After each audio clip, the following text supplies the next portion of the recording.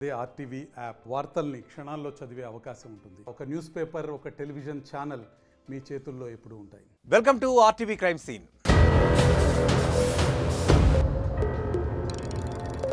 ఇక ఈ రోజు బులెటిన్ విషయానికి వస్తే దేశంలోని పలు ప్రాంతాల్లో హృదయ విదారక దారుణాలు చోటు చేసుకుంటున్నాయి.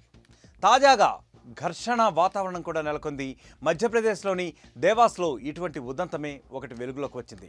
బృందావన్ ధామ్లోని ఒక ఇంట్లో ఫ్రిడ్జ్లో మహిళ మృతదేహం బయటపడింది. ఇది స్థానికులను తీవ్రంగా భయభ్రాంతులకు గురిచేసింది. ఇంటి నుంచి దుర్వాసన వస్తూ ఉండటంతో స్థానికులు పోలీసులకు సమాచారం అందించారు. పోలీసులు సంఘటనా స్థలానికి చేరుకొని ఆ ఇంటి తాళాలు బద్దలు కొట్టి తలుపులు తెరిచారు. లోపలున్న ఒక ఫ్రిడ్జ్లో పోలీసులకు ఒక మహిళ మృతదేహం కనిపించింది. దీంతో పోలీసులే అవాక్కయ్యారు. మహిళను కాళ్ళు చేతులు కట్టేసి ముక్కలు ముక్కలుగా నరికి హత్య చేసినట్లుగా గుర్తించారు. అయితే ఈ ఉదంతం వెలుగు చూసిన కొద్ది గంటల్లోనే పోలీసులు ఈ కేసును ఛేదించడం కూడా జరిగింది. మృతి చెందిన మహిళ ప్రతిభ అలియాస్ పింకీ ప్రజాపతిగా తేల్చారు. అయితే ఈ మహిళ ఎవరైతే ఉన్నారో ఆమె ఉజ్జయినికి చెందిన సంజయ్ పాటీదార్తో పరిచయం ఏర్పడింది అని చెప్పి కూడా గుర్తించారు పోలీసులు.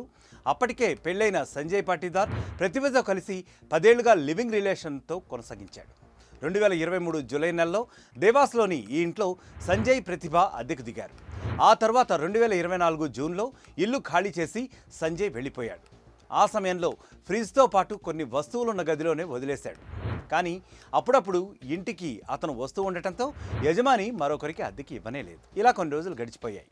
ఆ తర్వాత కొద్ది రోజుల క్రితం సంజయ్ ఉన్న గదిని ఇంటి యజమాని మరొకరికి అద్దెకి ఇచ్చాడు. దీంతో సదరు వ్యక్తి ఇంటిని శుభ్రపరిచేందుకు విద్యుత్ సరఫరాను నిలిపివేశాడు. దీంతో మరుసటి రోజు ఉదయాన్నే ఫ్రిడ్జ్లో నుంచి తీవ్రంగా దుర్వాసన వెలువడింది. వెంటనే యజమానితో పాటు పోలీసులకు కూడా సమాచారం అందించారు.